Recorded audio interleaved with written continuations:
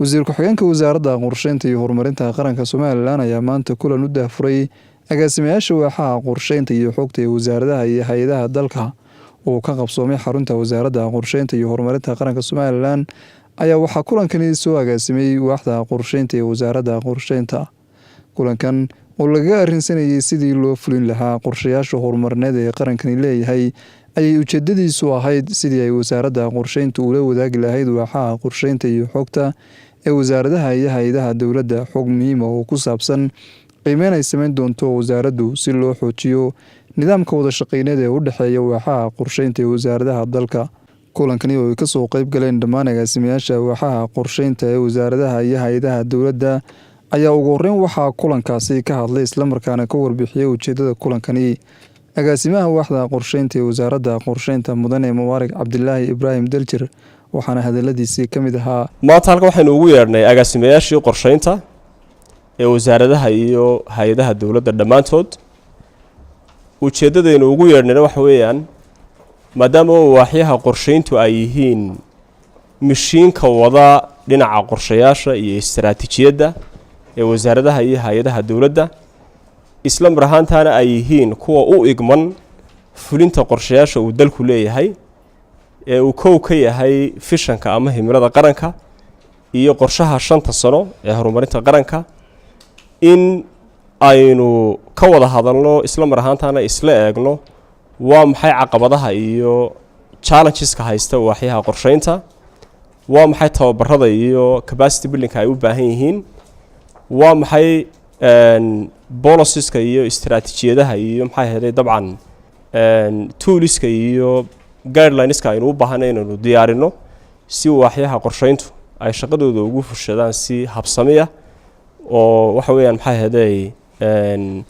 qorshayaasha aynu diyaarsanay ay ugu rogi lahaayeen muxuu ahaa dabcan reality ama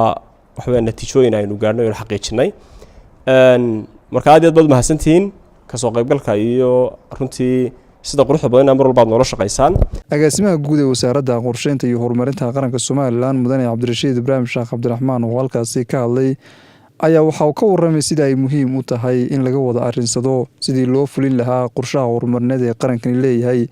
si loo gaaro yoolka ama hadafka uu wadankani leeyahay in la gaaro 2030. kulankani maaha muddooyinkan u dambeeyay kulamadeenii ugu horeeyay waxaanu soo lahayn kulamo aad u fara badan intii aan wasaaradda joognay iyo muddooyinka u dambeeyayba kulamadaas oo aynu kaga arrinsanaynay qorshayaasha qaranka u yaala iyo sidii loo fulin lahaa iyo sidii loo wada tashan lahaa aynu muddooyinka u dambeeyay soo wadnay mahad celin weyn baan ugu horreyn idin naqaynaa wada shaqeynta tooska ah ee aynu leenahay kan waaxa ahaan aad la leedihiin wasaaradda qorsheynta waxaa qorsheyntu sida agaasimaha qorsheyntu sheegay wasaaradda qorsheyntu waa meelaha aanu ka galno hay'adaha kala duwan ee dowladda waxay ku samaysmeen kadib markii wareegto uu soo saaray madaxweynaha jamhuuriyadda Soomaaliland wareegtadaas oo qasab ka dhigaysay in hay'ad kasta oo dowladeed ay yeelato waaxda qorsheynta iyo xogta si go'aamada aynu gaarayna ee meel kasta oo hay'adaheena ka mid ah go'aamada aynu gaarayna ay u noqdaan kuwo runtii ku salaysan xaqiiqo. hawshan maanta aynu wadana taasun bay daba socotaa go'aamadii ay fuliyeen hay'adaha qaranka ee kala duwan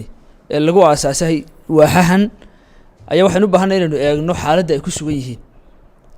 inaynu ka tashanno in hay'ad kasta ay soo gudbiso ama ay nala wadaagto xogta iyo baahiyaha iyo caqabadaha ka jira waaxaha ay joogaan ee hay'adaha kala duwan ee dowladda si dabeetana markaynu xog waafiyo faahfaahsan aynu u helno aynagoo markaa wada jira aynu markaa aynu uga howlgalno sidii caqabadaha looga gudbi lahaa isla markaana wixii wanaagsan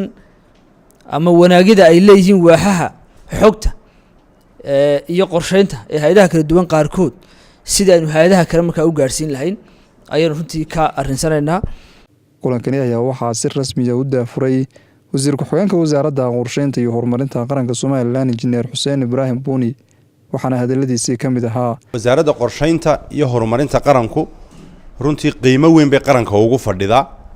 oo waa hay'adda ama wasaaradda u igman diyaarinta qorshayaasha horumarineed ee qarankani leeyahay diyaarinta jihada runtii horumarineed ee dalkani u soconayo iyadoo mar walba kaashanaysa wasaaradaha iyo hay-adaha dalka xogaha iyo strategiska ay u arkaan inay runtii ay qorshe ahaan ay runtii ku hirgelin karaan ama ku dhaqaaqi karaan iyadoo isugu geyso runtii ku jihaysa in sidaasina ay runtii u hirgalaan marka qiimaha wasaaradda qorsheynta iyo horumarinta qaranku ay qaranka ku leedahay iyo ubuucda ay ku leedahay baydun idinkuna wasaaradaha iyo hay-adaha idin joogtaan idinku leedihiin haddii aanu dad qorshe lahayn waxba ma qabsan karo meel uu dhaqaaqi karo iyo wax u hirgeli karaa midna ma jirto marka runtii waxay idin tihiin mishiinadii ay wasaaradaha iyo hay-adaha dalku ka dhaqaaqayeen hadday noqoto in la curiyo strategic planka 5 sanadood ee wasaaraddaasi ay ku shaqaynayso iyo hay-adaasi hadday noqoto kaa la curiyey hirgelintiisa kamidhadhalintiisa iyo taabagelintiisaba runtii waxay idin tihiin halbowle weyn baydun qarankan u tihiin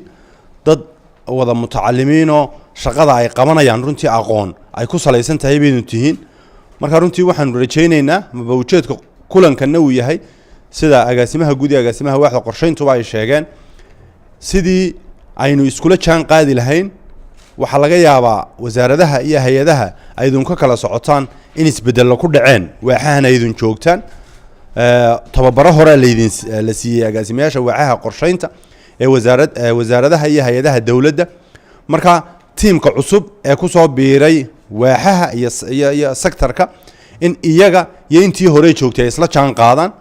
inaynu kobcino aqoontiina xirfadiina iyo skillskiina aydun runtii hawl maalmeedka wasaaradaha iyo hay-adaha aydun joogtaan aydun ka qabanaysaan iyo inaynu noqono dadka iskugu dhow runtii xog isweydaarsan kara leano wasaaradda qorsheynta iyo horumarinta qaranku markay xog samaynayso xog diyaarinayso ku saabsan dalka cid ay adeegsanaysaa waa idinka marka ay qorshayaal horumarineed wasaaraddu diyaarinayso qaranka u diyaarinayso cidda ay adeegsanaysay xog weydiinaysay gacan bidaysaa ee technically la shaqaynaysaa waa idinka marka maadaamaynu sidaasoo dhan isugu baahannahay sidaasoo dhan aydun u tihiin dad resourceful waxa muhiima in mar walba aanu ka shaqayno sidii aqoontiina iyo xirfadiina aanu u dhisi lahayn tools and techniqueskii ay wasaaraddu runtii ku shaqaynaysayna qalabkiina laydiin siin lahaa qalabkii lagu kaluumaysanaya lagu runtii xirfad ahaan lagu shaqaynayay inay wasaaraddu idinka kaabto marka runtii waxaan rajaynaynaa inuu kulanku wax midhodhal ay nooga soo bixi doonaan intii kulankani socday ayaa waxaa lagu soo bandhigay warbixino kala duwan oo la xidhiidha sidii ay wasaaraduhu iyo hay-adaha dowladdu isaga kaashan lahaayeen in la fuliyo qorshaha horumarineed ee qaranka Somaliland.